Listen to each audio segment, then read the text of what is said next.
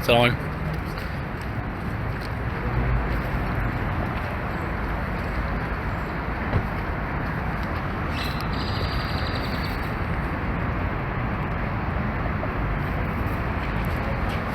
Salam everybody, how's everyone doing?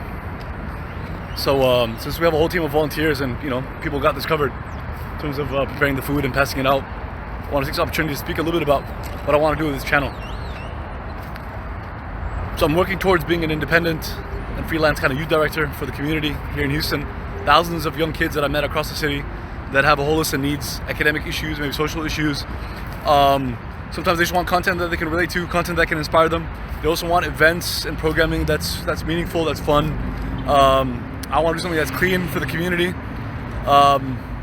There's plenty of nonsense out there, but young people are suffering, I think that's fair to say, because I've visited schools where there's been gun shootings. I know for a fact that kids across the city, and specifically Muslim kids, that's our community, although I'm here for everyone, are bullied, regularly bullied, or at least feel intimidated, being such a small minority in an environment that can be hostile sometimes. There are some of the worst case scenarios, like teachers that are involved in bullying or harassing kids just because of their skin color or race or what they wear in their head or their religion, their family, etc. Obviously I can go on and on. There's a lot more to be said, but trying to be a youth director for the city, trying to help kids across the city, starting with our community, Muslims in Houston. And there's a list of things that I would like to, there's quite a bit of advice that I would like to give that audience, and I hope some of them will eventually follow me on Twitch. About choosing your friends wisely, about choosing your mentors wisely, about the way you spend your time, about knowing that you can do great things even though you're young. But yeah, anyway, a whole list of things, and more to come. I just started using Twitch. Hopefully this will be a regular. But for today, the message for today, my advice for today is be grateful for what you have. You don't have everything, for sure. Nobody does, right? You got this type of shoe and you wanted, the other name brand shoe. You got a hoodie for 20 bucks and other people buying $200 t-shirts and hoodies. Your family went to Pakistan, Egypt, I don't know where for summer, and others went to Hawaii and the Bahamas and whatever, and that's where you wish you went on vacation, right? Your dad drives a Honda or Toyota. He doesn't drive a BMW or Mercedes. Sometimes you're embarrassed when you go to school and your dad drops you off. I mean, the list is endless, right? You have a Samsung S8, that's what I have, but others have the 10. Others have the latest iPhone. Others have nicer shoes. I mean, you get it. The list goes on and on. You'll never have everything, but you have a choice. You can be ungrateful for what you have and just focus on the little things that you don't have. Focus on that one thing you don't have when you have a million things that many others don't. Or you can focus on the fact that you have a lot and that you're okay. Because what you're struggling with, and again, my audience, at least for now, are kids in this city, in Houston, specifically the Muslim audience and other the immigrant community. We're better off than most communities, right? So this might not apply to everybody.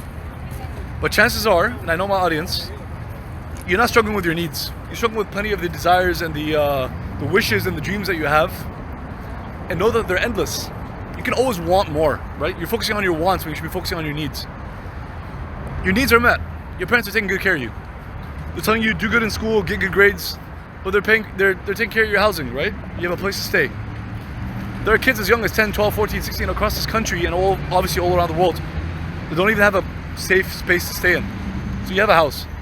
Probably have a good house. You're probably living in the suburbs. Honestly, that's my audience, right? You've never been hungry a single day in your life, chances are. You always have food, and good food too. Your parents make the best food.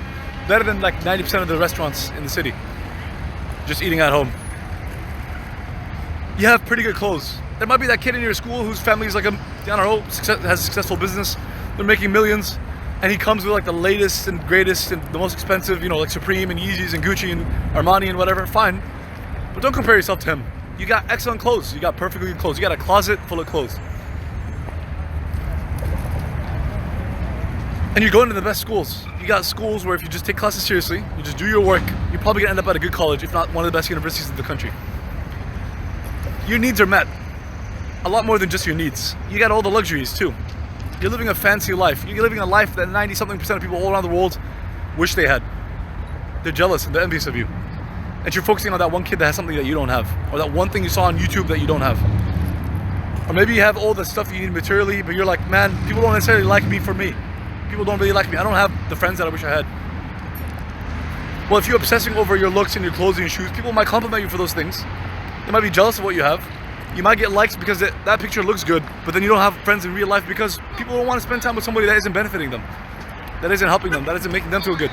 You want people to surround you just to compliment the way you dress or what you look or something you own, rather than who you are. Who you are is way more important than how you look, what you can do or what you can give. Somebody of substance can give a lot more than somebody who just has a bank account. People love the person that gives them gifts or gives them something, right? But sometimes if you can give somebody good advice, if you can leave somebody with a certain feeling, if you can give somebody guidance in life, teach them something new, lift them up when they're down, remind them of something good, encourage them when they're not feeling up to it, that stuff is way... Hey Norma, sir, hey, how are you? Good job, mate. Thank you, man, I appreciate it. Thanks for the support. I was saying, yeah, a compliment or good advice, even better than a compliment, good advice, encouragement, uplifting others, motivating others, inspiring others is worth a lot more than giving somebody something, right? Giving them a shoe, a car, a t-shirt. There's a reason I keep mentioning shoes and cars and stuff, because we live in a society that is obsessed with material. Obsessed. That's all. We're programmed from K to 12. Our schooling system trains us to get into a college. Am I against going to college? No. In fact, one of my dreams or one of my goals, and I'd love to, if possible, be a college professor one day. Yeah? But your K through 12 education basically focuses on you getting into college. Getting to college focuses on getting you a job. Nothing wrong with getting a job, that's great. We need to have a job. You need to have a way to take care of your family. But if that's all, and then you spend your whole life working at that job just so you can retire. When you retire, you're gonna spend that money that you made, the little money you made. So that means the whole purpose in life is to make money? It doesn't make any sense. And it isn't true. Because once you're dead, it didn't matter if you had 100K in your bank account or 100 million. It doesn't matter. No one's gonna care. And people are gonna forget you the day after you died. Or 2 days later, or 3 days later. Which brings me to another point. When you're grateful for what you have, and you're out here feeding the homeless on a Saturday morning or Saturday afternoon, when you could be on Twitch, watching your favorite gamer, nothing wrong with that. You're streaming, or watching cartoons on TV, whatever you're doing, watching your favorite YouTuber, at the mall, shopping with friends. You're in high school, that's, I guess, a thing. But instead you're feeding the homeless, volunteering, doing something for the community, doing something with the community, living a meaningful life. What's gonna happen is that one decision, what you're doing on Saturday morning, actually turns into a lifestyle.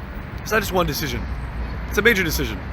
You choosing what you do on weekends, choosing how you spend your Friday nights, for example, what you do after school, the attitude you have in school, these little things, they're not little, will add up to an entire lifestyle that sets you apart from other people. Most people don't have that lifestyle of knowing and recognizing that life has purpose, that you can do a lot rather than just sitting there and complaining. And a lifestyle of trying to live life with purpose will help you reach your purpose in life. And then, once you're dead, and we're all gonna die one day, and I know it's not politically correct, and I'm speaking to a young audience, people are like, you're scaring them. No, it's reality. A smart person doesn't act like we're never gonna die. You're young, live forever, or act like you're gonna live forever. Just do it, just be yourself, just have fun. These are messages that might have good intentions, but they're not the best advice. Just do it sounds good, right? It's Nike's slogan. And I get it. It's saying don't let anybody hold you down, don't make excuses, go after your goals. I'm all for that. But just do it, just be yourself, just have fun, just do whatever makes you happy. Those kind of slogans, these messages in our times, they're not the best advice, because better advice would be you aren't perfect just the way you are. Don't do just whatever makes you happy. Rather, be on a path of personal development. Work on yourself, that's better advice. You're great, you're awesome, don't let anybody put you down, but there are a few things you can work on, right? Try to constantly improve, rather than you're perfect just the way you are. Or just do it, just follow any of your desires. If you think it, just do it. If it makes you happy, no. Just do it, just be yourself, just do whatever makes you happy. Means just run after all your desires. Just do all the things that you want to do. Which might not include serving other people. Which might not include being patient with what you don't have. Which might not include being grateful for what you have. If you're constantly obsessed with your desires, you're not patient, you're not grateful. Which means you're not living a lifestyle that's serving others, you're not living a lifestyle that's meaningful. Which means once you die, and we all die, you can have a lot more regrets than other people who sometimes sacrifice their desires, who had a lifestyle that wasn't just about me, just I feel like doing it, just makes me happy. Then they have a legacy. Be grateful for what you have and be patient with what you don't have. Live a life and a lifestyle that's purposeful, so that when you die, you have a legacy. I'll leave it there for now, inshallah. Hope to see you guys soon for another episode. Assalamu alaikum.